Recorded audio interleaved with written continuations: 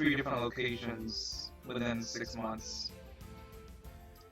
So, anyway, that's not that important. What's important is I got paid twice the same exact amount, but I wasn't able to keep any of the money. If I had said nothing, I probably would have been able to keep it, or rather, they wouldn't know to take it from me. But I'm too honest sometimes. A lot of people would say that's a fault of mine, that I'm too honest. But a lot of people, those same people would also say that it's a strength, it's a good thing, a benefit to have. The way I feel about it is, you don't know what's going to affect you negatively until it happens. Well, you don't know what's going to affect you negatively for certain until it happens. So, when you have a lot on the line, as I do, you really don't want to risk anything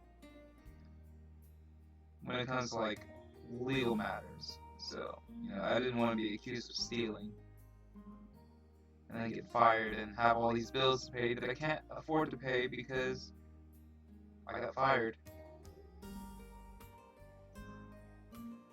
So I had a really decent amount in my account, and I was like, wait a second, there's no way that I should have this much money.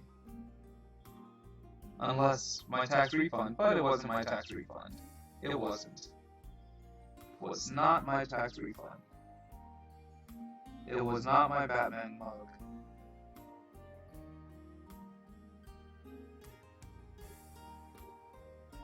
So I told my boss about it ASAP, and it's gonna get sorted, and hopefully this will have generated a bit of good karma. I don't know.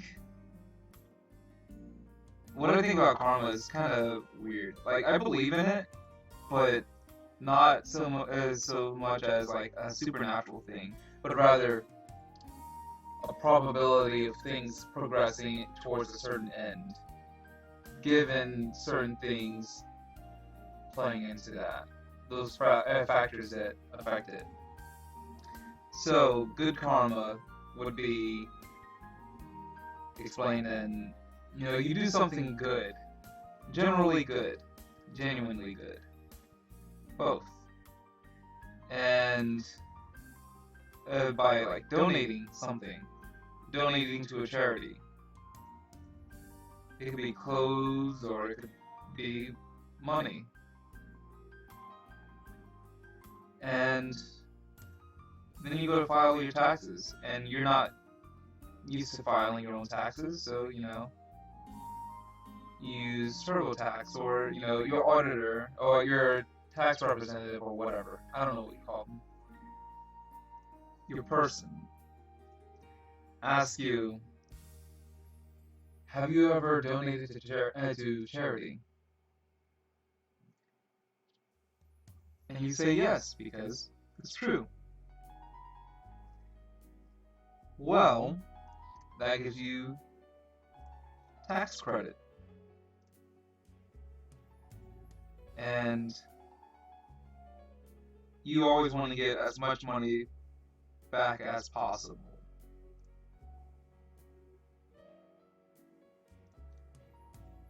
So, in a way, because you were charitable, good fortune has come upon you.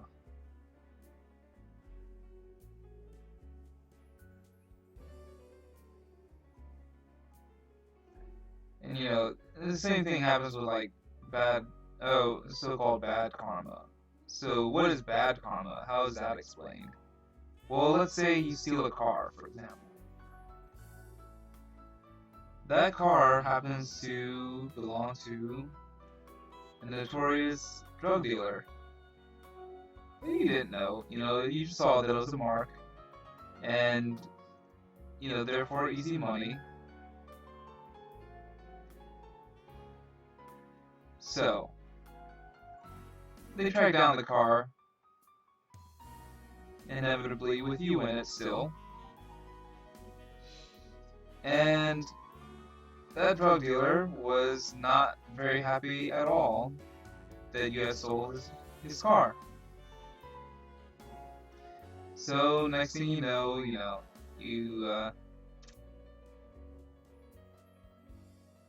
take a really long nap.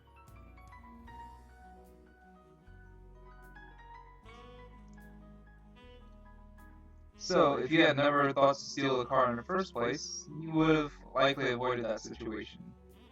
I mean, sometimes things are unavoidable, but I'm pretty sure things like that are fairly avoidable.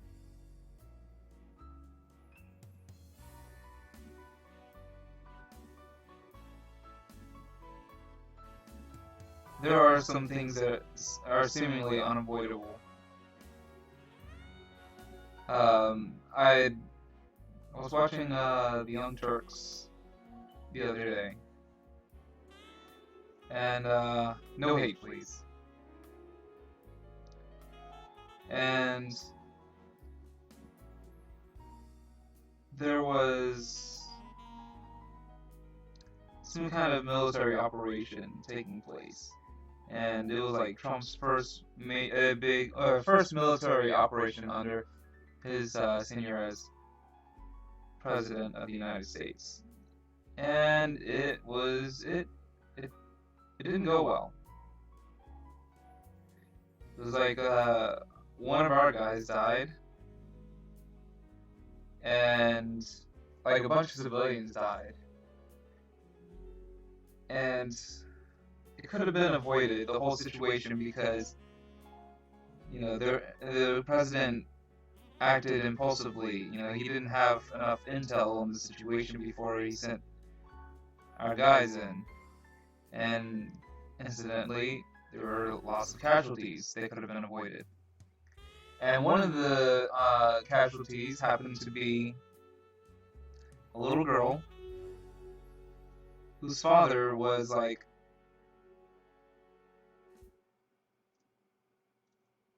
a terrorist.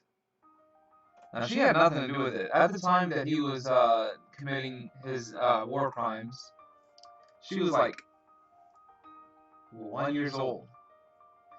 And there's just no way that you can brainwash a 1-year-old into believing anything at all. Right? It's just not likely to happen. So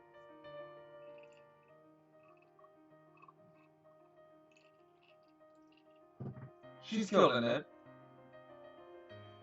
And a few years prior to that, she had an older brother who was killed somehow. I forget how exactly, but it was another military raid, and this was like still years before their father had been killed, and it just kind of seemed destined that their whole family would fall. Now maybe it's not coincidence. When things like that happen, it tends to not be a coincidence, but I don't want to think that someone sought out this guy's whole family and tried to kill him off for fear that they might turn. But that's kind of part of a vicious circle if you think about it. People usually turn to terrorism because they were wronged in the first place. So if you take away their family, that's going to radicalize them more than likely. Anyway, enough political speak.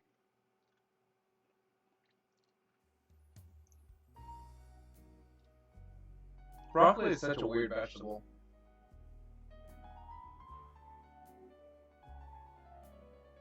In a way, the florets. Let's see. Let's see. There you go. But it won't focus. Will it focus? It's not going to focus.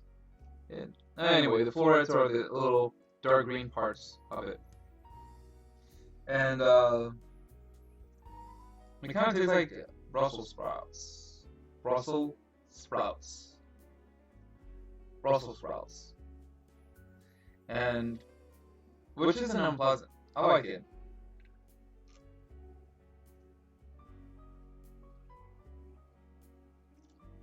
broccoli is definitely one of my favored vegetables to eat. If I could, I would eat fruit all the time, but that's not practical. Plus, that's a lot of sugar. I love sugar, but I'm trying to live a little bit longer than, people would think I would. Gotta prove my haters wrong. All like 2 of them.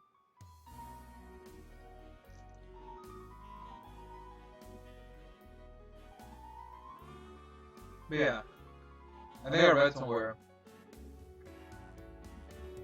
that broccoli and kale and something else, some other vegetable that we think of as separate, are actually all the same plant.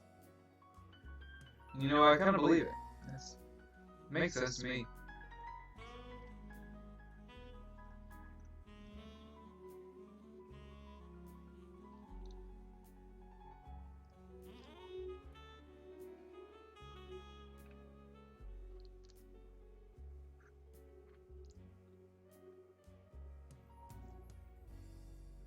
So whoever cooked this beef made it really salty. But it's a good thing I have all this rice to help mitigate that.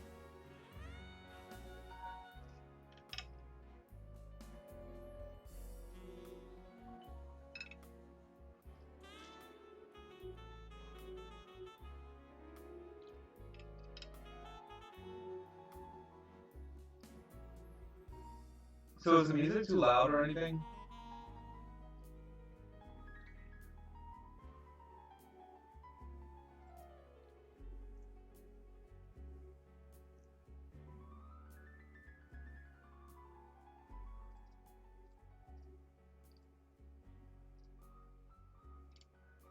Hmm.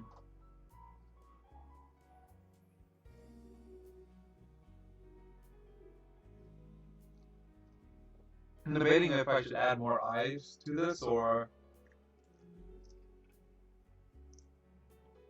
maybe not. Maybe add something else to the drawing before I consider it done.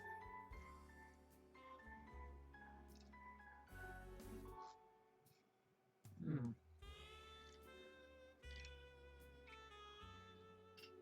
So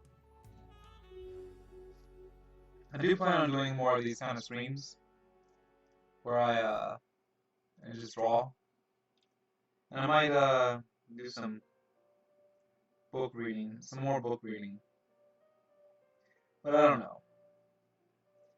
It's really difficult to like get an audience when you're first starting out.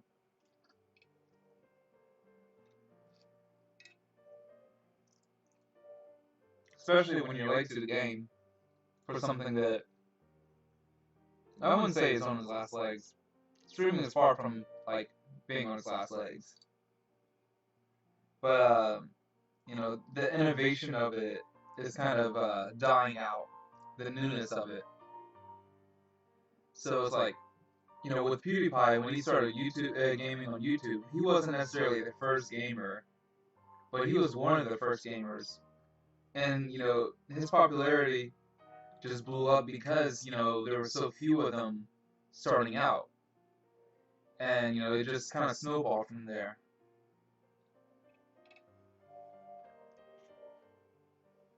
And then he eventually gained the most subscribers on YouTube.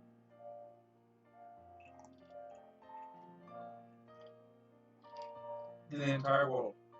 I find that crazy and fascinating. But anyway, he was like one of the first to dive into that field.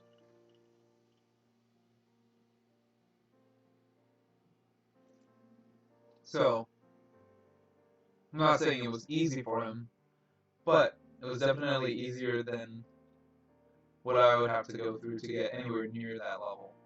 I mean, you look at other lesser channels, and I say lesser only insofar as, like, realistically speaking, logically speaking, any other channel with fewer subscribers